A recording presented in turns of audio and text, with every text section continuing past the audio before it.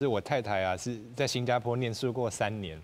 她说印象很深刻，因为她每一个同学全部家里都有这个外籍的家事工，所以哦，她去同学家里的时候，就是第一个都不用动手，水果一定都是切好的。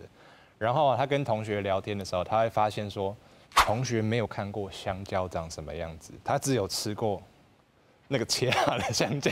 他拿一个黄色的给他说：“哦，什么东西？”他真的没有看过。就是没有看过猪走路那种感觉，这个是年轻人的状况，那会不会发生在老人身上？我以前也在长照机构巡诊过一段时间，大部分进到长照机构里面的老人，真的都是蛮严重的，可能就是有管路啊，不太能走路啊。少数的是真的好手好脚，有遇过几个好手好脚的老年人进到长照机构，只有一条路，越来越差。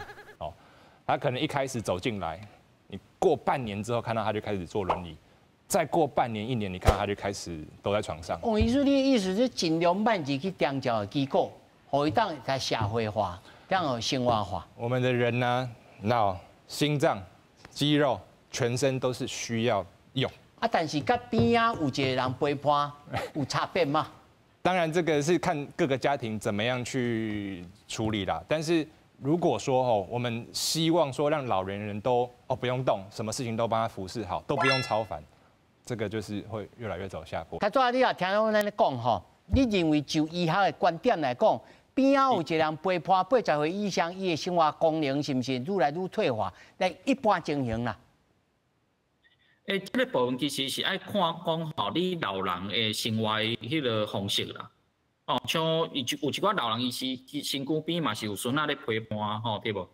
爱嘛无一定的退化，所以这个部分爱看伊生活的需求甲生活的方式。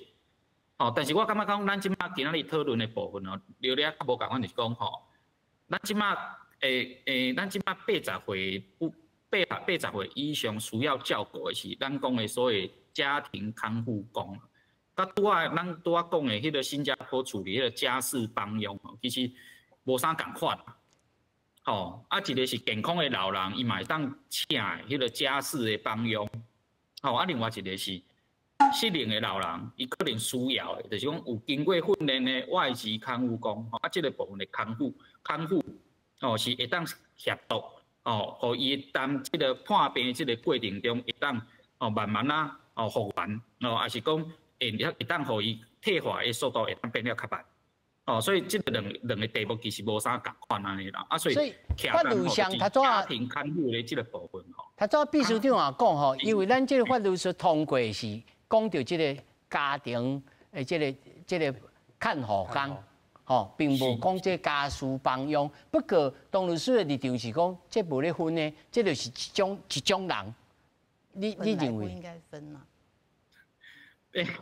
咱即马咱规组的制度的设定其实拢是家庭看护工，就是讲需要照顾的人来照顾。所以若是讲来讨论这个部分的时阵咱当家事帮佣没有开放之前，应该是要先把家庭看护的优先顺序，因为这个部分嘛是有伊需求的迄个程度，但是需求的这个优先顺序当做处理。那当然啦，你是讲。